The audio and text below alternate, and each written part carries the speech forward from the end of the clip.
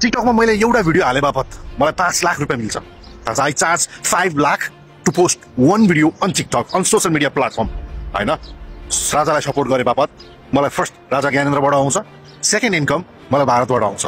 Because I am here, म नेपालको पोलिटिक्सलाई, नेपालको पोलिटिक्समा एउटा अनस्टेबिलिटी हैन उथल पुथल पार्न आएको एमाले कांग्रेस माओवादीको त्यो जति पनि जनताहरू छन् नि गणतन्त्रवादीका बाटिएका जनताहरू तिनीहरूको एक आपसमा मुठभेड गराउन आएको त्यस्तो लाग्छ नि त गणतन्त्रवादीहरूलाई हैन।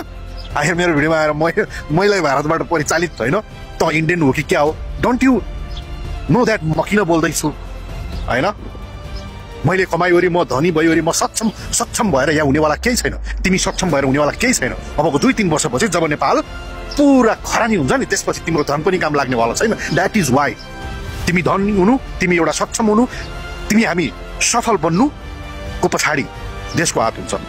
तिमी सफल एउटा सिंगल नागरिक सफल हुन कहिले पनि सक्दैन यदि देश गुज्रेको छ भने। द्याट इज वाइ त्यो कारणले मात्र मैले प्रश्न उठाउँदैछु। तर तिमी गणतन्त्रवादीहरूसँग मेरो प्रश्नको उत्तरै छैन क्या। द्याट इज बुलशिट क्या। तिमीहरूसँग दिमागै छैन हैन। मैले किन बोलिरहेको छु? आई थिङ्क यो मान्छेले बोलेको सही हो कि क्या हो? आई थिङ्क हामीले हाम्रो मनसाय चेन्ज गर्नुपर्छ कि क्या हो? हामी पार्टी छोड्नुपर्छ कि क्या हो जस्तो लाग्दैन? तिमीलाई त उल्टो भारती देख्छ, अर्काले बोल्छ अमेरिकन देख्छौ। भाइ तिमी गणतन्त्रवादीहरूले गर्दा नि आज आई एम फ्रम भारत भन्दाखेरि पनि नि प्राउड फिल गराउने मोमेन्ट तिमीहरूले अपनाइदिइसकेछौ because of you.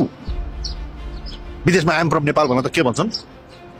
Gorkhaland, wow, ब्राभ Nepali भनेर भन्छन् जस्तो लाग्छ। नो, भर्खरको भिडियो सामाजिक सञ्जालमा तिमीहरूले भिडियो त देख्यौ होला नि त। नेपालको रोड कस्तो वर्स्ट रोड, धुलो बुटल टु नारायणघाट हैन। यस्ता कम्प्लिमेन्ट पाउँछौ आज तिमी आई एम फ्रम नेपाल भन्दाखेरि। पोल्युसन, करप्सन, एटलिस्ट तिमीहरू आइ एम फ्रम इन्डिया भन्दाखेरि अर्कै पाउँछौ। अलिकति भयो भने तिमीहरूले पोजिटिभ कम्प्लिमेन्ट पाउँछौ। यो सब तिमीहरूले गर्दा भयो, हामीले गरे होइन। किनभने हामीले आवाज उठाइरहेको छौँ। एटलिस्ट आवाज उठाउनु नै एउटा क्रान्ति हो। अनि यो क्रान्ति माओवादीको क्रान्ति होइन, यो क्रान्ति देश बनाउने राष्ट्रवादीहरू बीचको क्रान्ति हो। त्यसैले यदि उत्तर दिन सक्छौ भने देऊ। तिमीलाई अझै देश डुब्या जस्तो लाग्दैन? तिम्रो गणतन्त्रवादीको 1-2 जना सोशल मिडियामा त विदेशमा बसेर देशमा विकासै भएको छैन भन्नेहरूले त यो नबोले पनि हुन्छ। देशमा नेपालमा यस्तोदेखि यस्तो काएर त्यो केबुल कार हो कि के भन्दै थियो त्यो आउँदैछ। भाइ देश डुब्या छ कि डुब्या छैन तिमीहरू क्यालकुलेट पनि गर न।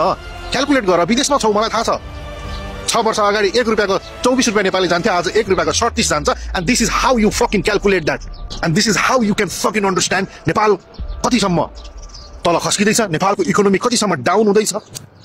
It's all about economy guys. अर्थतन्त्र नै हो। अर्थतन्त्र बलियो भएपछि अटोमेटिक देश बलियो हुन्छ। यहाँ पैसालाई जोड्यो भनौँ होला होइन। मेन कुरो लास्टमा आउने पैसा नै हो। त्यही पैसा हुन् बिल्डिङ एन्ड इन्फ्रास्ट्रक्चरमा लगानी हुने। तिनै पैसाले लगानी गरेको इन्फ्रास्ट्रक्चरले नेपालको युवाहरूलाई रोजगार दिने, व्यापार बढाउने। It's all about money. त्यो हामीसँग छँदै छैन। That is the reason. उत्तर देऊ न। मैले अहिले भिडियो हालेको छु, गएर उत्तर दिन सक्छौ भने देऊ। तब हामी चुप लाग्छौँ। दम छ उत्तर दिने, अप्सन छ। लगाम लगाएको घोडा हुन्छ नि, तिमीहरू त्यो क्याटेगोरीमा पर्ने भइसक्यो। अब हुँदैन। यता कसैले राम्रो भन्दाखेरि पनि सुन्दैनौ, देख्दैनौ। तर तिमीहरू स्ट्रेट देख्छौ, नेताको पुच्छर मात्र देख्छौ अनि यु जस्ट फलो देम क्या हैन। Go check out my video.